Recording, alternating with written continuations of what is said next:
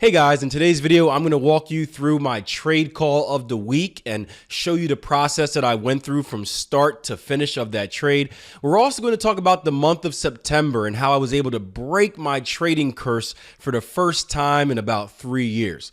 Lastly, and it's no doubt why many of you clicked this video, I'm going to talk about a 270% return in 3 months. But first, I got to get this disclaimer out the way. While it's rolling, do me a favor, hit that like button, hit that subscribe button, and I'll see you guys in a few seconds.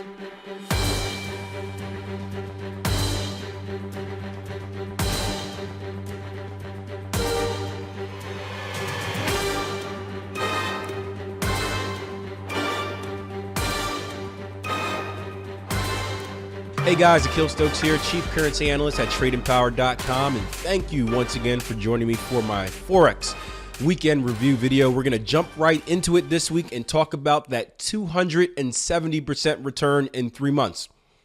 Now, before you get too into it, it was not me. Rather, this was a question that I got last week. Last week, instead of doing a normal review video, what I did was I uploaded a live Q&A session, and you can go back through my videos and watch that if you want. But I got a question or a comment from a trader saying, Akil, how can you consider a 50% return on investment for the year to be a great year when Jason has said that in the past or in the trading competition, he returned 270% in 3 months? And that's a very good question, especially since there's so much out there about doubling your account each month. And well, if you're returning, if you're returning 270%, that's almost 300%.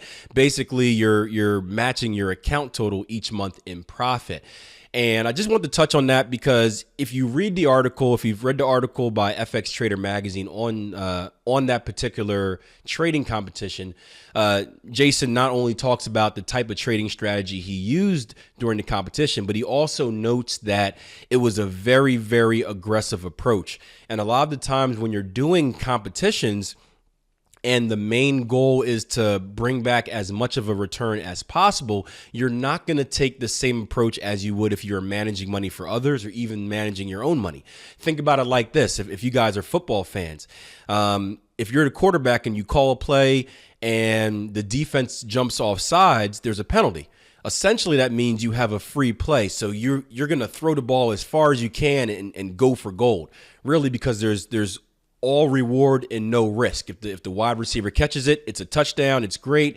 If he misses it, well, there was a penalty anyway on the defense, so you get the play over. It's like it never happened. And a trading competition is the same way. If I'm going to try and have the biggest return, I'm being super, super aggressive to try to get those trades on the table, not only with entries, but also with targets and stops as well. Now, when you're trading for yourself or managing money for others, the entire mindset is flipped. Really, the mindset you want to have is conservation of capital. Think about it. The last thing you want to do is be overly aggressive with a client's money, lose too much of their money in a drawdown, and have them take everything back from you. And you can imagine that with your own money as well. So the mindset kind of shifts to less risk, while still trying to grow a steady reward instead of having, well, I'm not too concerned about the risk, but I'm trying to get as much reward as I can. So I did want to touch on that. And during that competition, Jason did, it was a mid-level swing trading strategy using the CTS system, combined technical score system. And I'm actually going to show you a flashback of a trade we took this week, following that same type of strategy, meaning it wasn't advanced patterns. It was strictly structure analysis, price action analysis, going through that IPDE process and really breaking down a trade from both ends of the spectrum. And you guys know when I make my predictions, there's two questions I ask. Where is the market likely to go? How's the market likely to get there? And I was looking at the Aussie dollar here. I think it was on the 4 hour, but we'll stay on the 60. And as always, I saw that we had a break and close above structure, higher high, higher close. And the first question I asked myself is, well, if we go higher, where are we likely to go?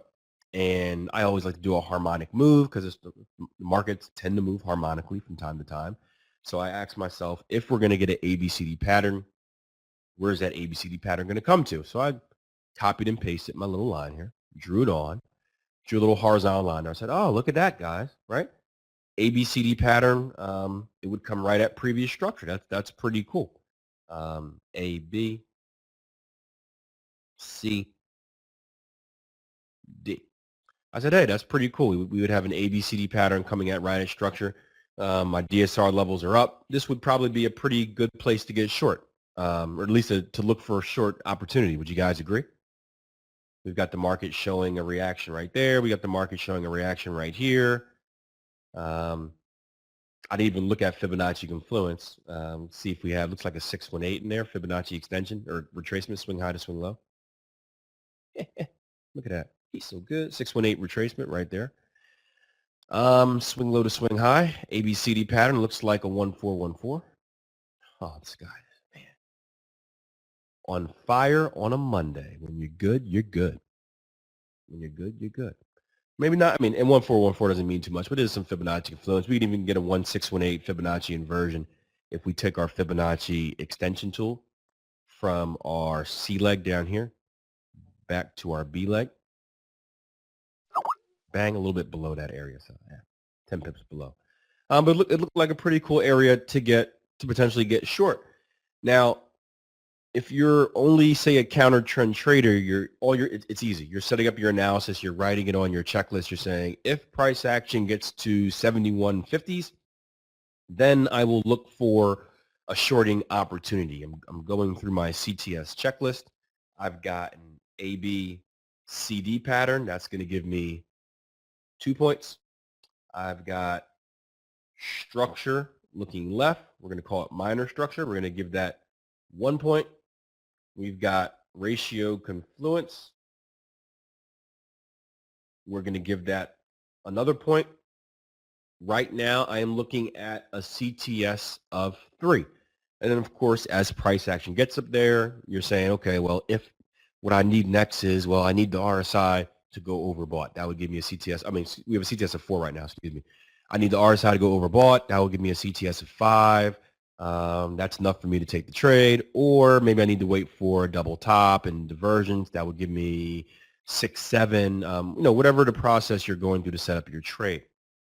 And again, if you're a counter trend trader only, you're sitting back just waiting for this, and it's easy. And it may never occur, it may occur today, it may occur a week from now, you don't know, but you're sitting back and you're just waiting to get what you need. If you're a trader that does both, you're not only asking yourself, okay, well, this is where my prediction of where the market should go is. What can happen for us to get up there? And you can see the market is making this move right now. We already know that we had a break and close above structure, right? We're coming back down into previous structure. Look left, structure leaves clues. We got a structure here. We even got a little blip right there off of news, I suppose, and another structure level right here. So you're asking yourself, or you're telling yourself this, well, there may be an opportunity. Let's zoom this chart in. There may be an opportunity to get involved right here in anticipation of this move. After all, this is a new structure high, right? New structure high. This would be an outside return. If we're continuing with the trend, we should see another new structure high. Does that make sense, guys? You follow me on this? All right, so I just bought, we talked about Aussie dollar this morning in our training lesson, just a little bit about the breakdown of what I was looking for on the higher time frames with the IPDE, that identify, predict, decide, and execute process. How my prediction was that higher time frame ABCD pattern, but not only was I asking myself, where is price action likely to go, but how is price action likely to get there? And if you remember, we took a look down at the 60-minute chart, and we say that price action, looking for price action to come back down into this level, and I'd be looking for a chance to get long. Well, price action did that. We put in a nice candle here for a very long wick to the downside, and now we're looking to see if we can get that reaction and a bounce back up to our previous structure highs around the 71 even handle, and maybe even an extension up to where's that ABCD pattern at? Maybe an extension up to that 75.50 level. So just wanted to show you guys this trade. Again, really an easy structure-based trade. We didn't need anything else more than that. We did take a look down, or I did take a look down at the range bar charts just to get a clearer view. Again, looking on the 60, you get this little bar right here, but if you want to get more of a dynamic look of what this actually, of what price action actually did inside this bar, you can always go down to the range bar chart and 8 range bar chart, and you can see that we actually came down here to previous structure and put in this similar type of move right there. So I'm long Aussie dollar. We'll see where it goes, and hopefully I have some good news to report to you later on today. All right, gang, just got back in the office. I wanted to check in on our Aussie dollar trade from this morning. You can see it's moving in our direction. Looks like we're up about 20 pips or so. Yep, just about 20 pips, looking for a move up into 70.98. Again, looking for that 71 even handle to be the spot where we take off profits, and we want to get a little bit below that. Now, as you know, in the syndicate, Jason and I have only been taking single profit targets. So for those purposes, everything will be coming off at this level. But for the trade in my personal account, I'm actually going to hold on to it and see if we can hit that extension up here. I haven't done, despite how messy my chart looks, I haven't done a lot of analysis on this as far as where to take second targets at. I probably should, but it's supposed to be my off day. But I know our ABCD pattern completes up here at 71.50. We've got resistance looking left. That resistance level, where do we go to in resistance level? Resistance level comes down to about 71.37. So anywhere between that 71.35 and 71.50 level, I'll be looking to take it off. If I'm around when price action gets to this level as well, 70.21, I'm going to keep an eye on that level for rolling targets or rolling stops and trying to secure some profit. We do have a 127 there with a minor level of structure, but 71.50s is the main level that I'll be shooting for. And who knows, it may end up being, I may end up taking profits out and then getting short right away. We'll see what the market has in store for me. But so far, we're progressing pretty good, about 7 pips away from targets. So we'll see if we can hit those in the next few minutes or so. So as you can see, that Aussie dollar trade ended up playing out pretty well. I did take my my second targets up around the 71.50s level.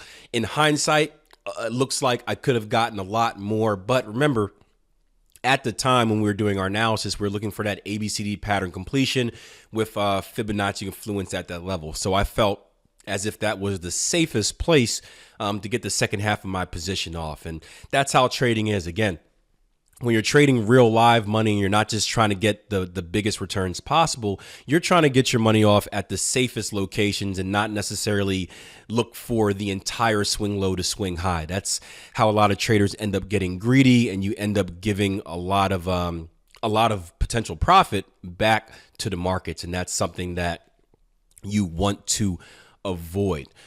And honestly speaking, a lot to do with picking the right levels for targets and stops. Yes, there is the skill of technical analysis and reading the price chart, and as I mentioned in the videos, thinking like the other trader.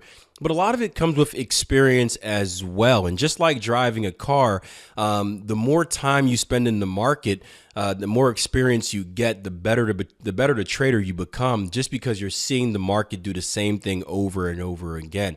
So it's very important that you give yourself time to become a good trader. A lot of traders think that, hey, I'm going to do this overnight, and in 1 month, I'm going to become a good trader. And although we can probably teach you the content in 1 month, for many traders, it will take 6 months, a year, even up to 2 years before you really feel 100% comfortable in what you're doing. And we actually had a great story by one of our 12-week transformation graduates this year, Jason Greystone, about his experiences as a trader. He got interviewed by tradingstory.com a few months ago, and my friend over there, Brandon Clay, finally posted the interview. And if you haven't heard it yet, it's amazing. This guy talks about his beginning levels of trading, buying mechanical systems, spending tens of thousands of dollars only to realize that it didn't really work and he wasn't really comfortable with it, talking about the mental tugs that go on during during that part of your trading career, and then really what he did to turn around his career.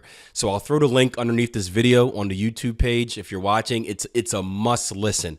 I think the best way to learn is really gain from other traders' experiences.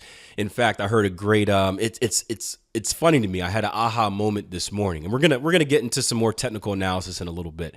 But I had an aha moment this morning. I was listening to Charles Miles, who works with us at TradingPower.com. He's the one that, when you guys go over to the website and fill out the trader assessment, he's the one that schedules a call. He's the one that schedules up basically a counsel to help you figure out what is wrong with your trading, what is stopping you from being successful.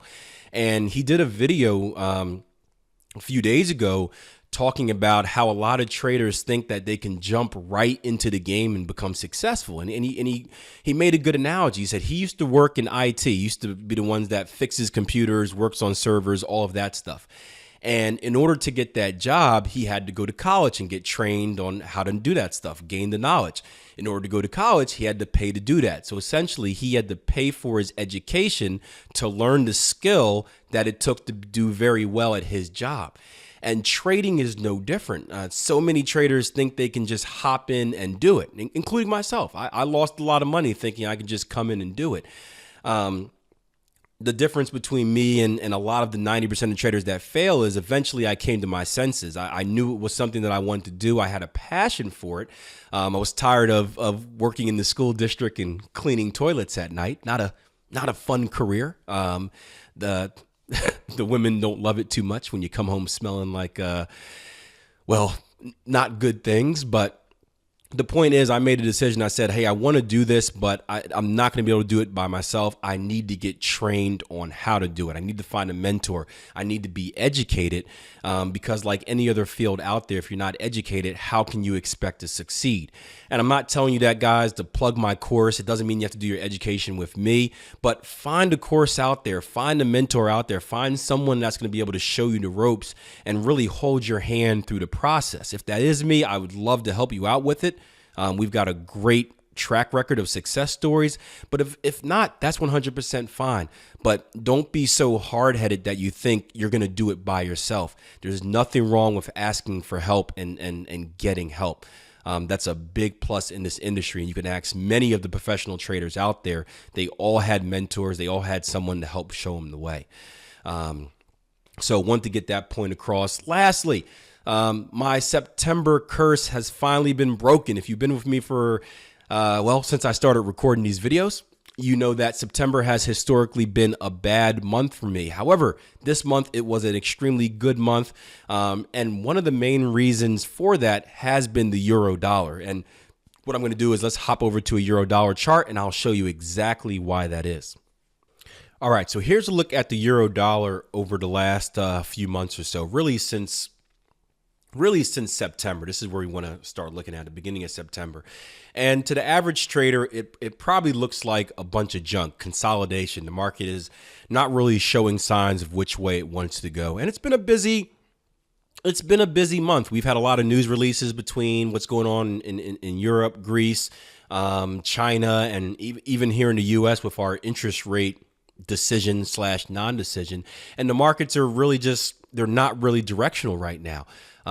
We call this consolidation. We don't really have a true trend of going bullish or bearish. And typically you don't see this in September. Typically in September, a lot of the professional traders come back from their vacation. They have a certain bias in the market. They execute positions based on that bias. And we see some directional movements basically correcting the summer months, which usually do nothing much. But we've seen consolidation here in September. And, well, if you are an advanced pattern trader, consolidation is often your best friend. And within this month period, again, from September to really recently, there are about, I think we had about 4 or 5 patterns here on the euro dollar. So before I show it to you, I want to play a little game. I'm gonna pause the tape, or you can pause the tape. I want you to look at the screen. I want you to see how many patterns can you identify. And then I'll be right back and I'll show you exactly what we were looking at and some of what we took as well.